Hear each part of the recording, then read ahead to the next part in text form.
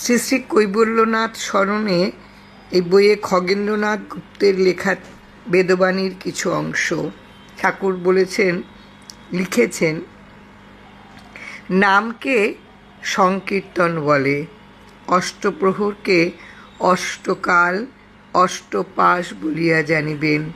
নামে অষ্টপাশাদি সকল মুক্ত হয়। মানুষ সকলই মানুষ, মানুষের কোনো দোষ নেই। মানুষ শব্দই জ্ঞানী বোঝায়।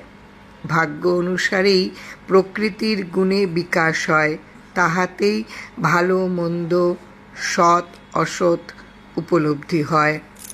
অতএব অষ্টপ্রহর নাম করিতে কাপড়াদি উপকরণ কিছুই লাগে না। কেবল নামের অধীনস্থ জ্ঞান জন্মিলেই নামের সেবক হয়। নামই সত্য, নামের দাস সেই সত্যই লাভ করিয়া থাকে। নামেই উদ্ধার করে, মনেরও কোনো দরকার হয় না।